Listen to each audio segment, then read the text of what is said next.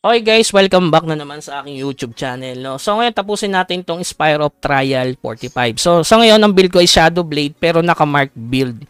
So maganda yung mark build kapag naka kayo guys, naka archer mode kasi ang archer mode is mataas yung physical. Tapos pwede kang maglagay ng passive na defense penetration which is nasa Dark Lancer, no? So pwede kang mamili sa dalawa kung ano yung mas malakas ang bigay na damage. Dahil dun sa ability. May ability kasi dun sa archer na nagbibigay ng ng malakas na power attack. So sa ganitong build ko kasi yan, katulad niyan, wala akong range attack masyado. Naka-critical build kasi ako guys eh. So pero naka-mark, kaya yan. So dahan-dahan lang. So takbuhan niyo lang guys. Wala kasi akong clan eh.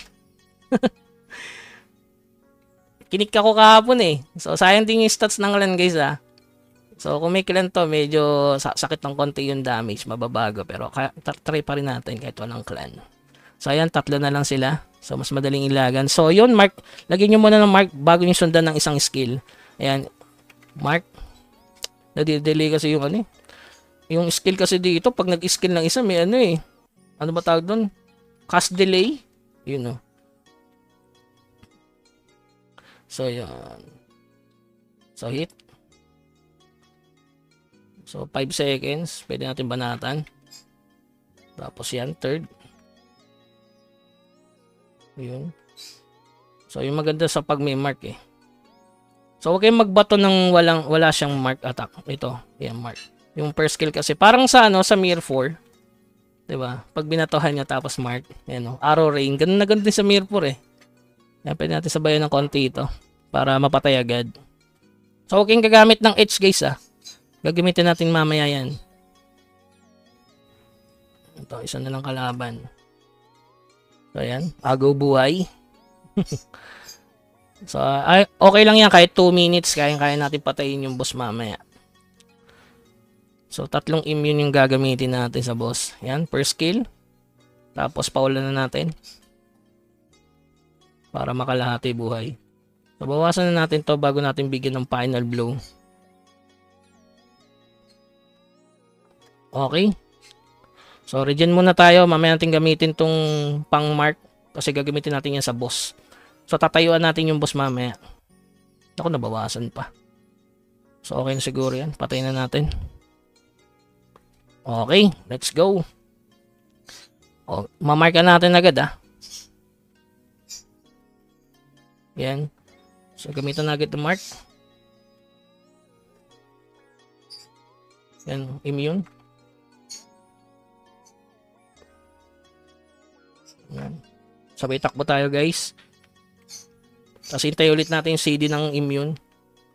Pwede mo pa natin ng mark yan. Yan, ganyan. Huwag tayo madadapa.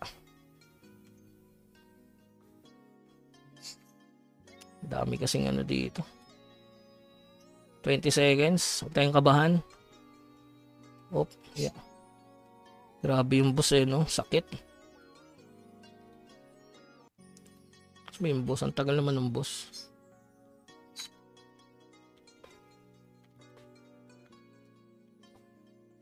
Kapal nun ah. Siguradong sabog tayo dyan. So yan, mayroon tayong immune. Pwede natin gamitin guys. Patay na to siguro.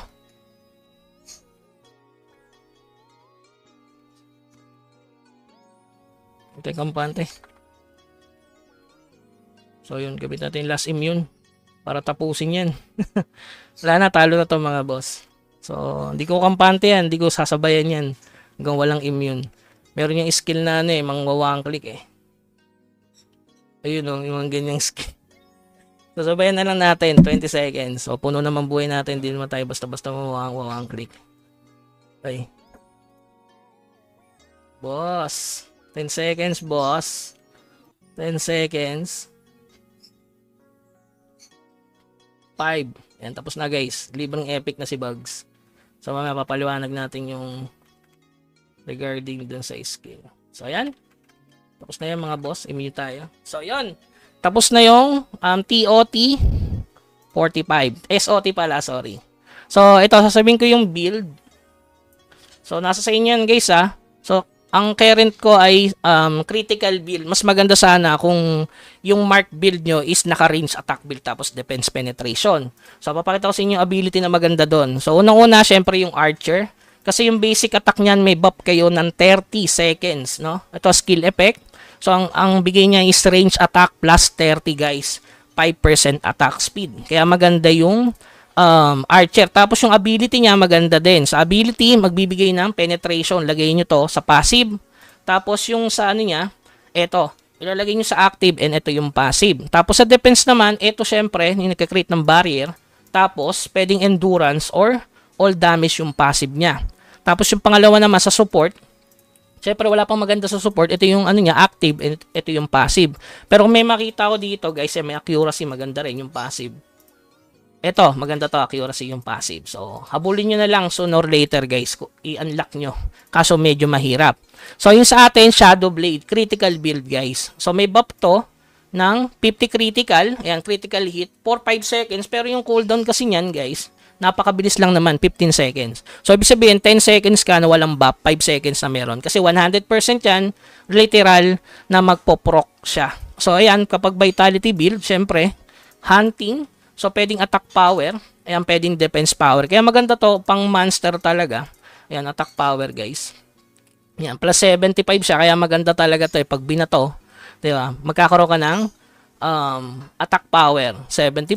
Tapos, ito naman, ayan, pwede siya sa passive, defense 47, pwedeng 20 attack. Tapos sa baka partner niya, ito. So, pwedeng ito yung passive ko, critical hit damage nga, kasi nga critical bit. Tapos ito yung active niya. Ayan. Kita mo naman, talagang pure critical build. So, ano ba masasuggest ko? Mamili na lang kayo, guys. Tapos, regarding sa weapon traits, ayan, yung weapon traits, may tinatawag na mark build. Basahin nyo maigi, guys, ha. So, ang build niyan, ganyan dapat. So, ito may mark status up to 5 times. Tapos, ito yung ibabato nyo na merong, ayan. Ayan, deal physical 70% sa damage kapag nakamark. So, kaya talagang kailangan dito yung pat niya. Kasi dito, ayan, pwede rin ito, guys. Ayan, o.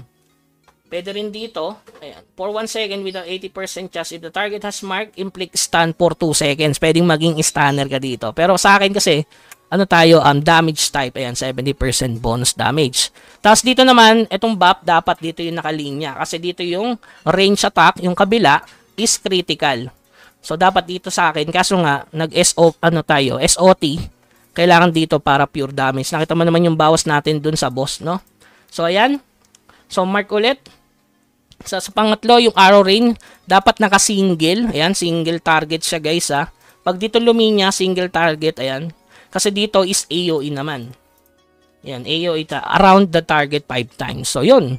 So, dito, di ko siya nilalagyan muna sooner or later siguro kapag AFK. Ang kinaganda kasi ng assassin build, guys, assassin, yung etong sa akin, Shadow Blade, is pwede ako mag-AFK ng matagal. Kasi yung ability niya is merong quick heal na 450 HP, then yung passive niya is HP recovery in battle.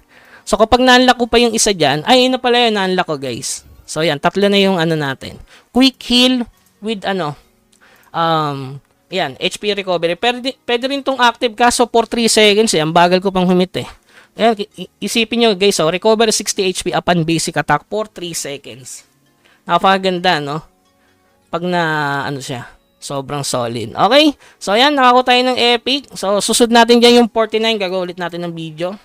So, dito nagkamali ako. So, kukuha tayo ng pang-range, plate. Ito na lang siguro. Ano ba pinakapangit yan? So, magbasag muna tayo bago natin palitan. Ito may 2 option. Ito in potion recovery lang. Leather to. So, ito basagin natin. Pwede ba ibenta to? Nabebenta pala to. Yung sapatos ko, nabebenta din. Pants na lang kasi mataas ang defense ng pants, eh. Ito, plate ba to? Plate to. So, lagyan natin plate kasi tatlo yung leather, eh. Ay, hindi dapat. Leather din dapat to, no? Kasi mas maganda kung puro leather build. Kasi critical tayo, eh. So, basagin na lang natin to, tas kunin na lang ulit natin leather. Oo, pwede siguro yun. Okay, basagin natin, mga boss. Kaso wala tayong pambasag. So, sooner later na lang siguro pag nagkaroon ako ng pang-apps. Okay, so yun lamang guys. Para sa iba pang tips, hanggang sa muli. Huwag kalimutan mag-subscribe sa ating channel. Hanggang sa muli. Paalam.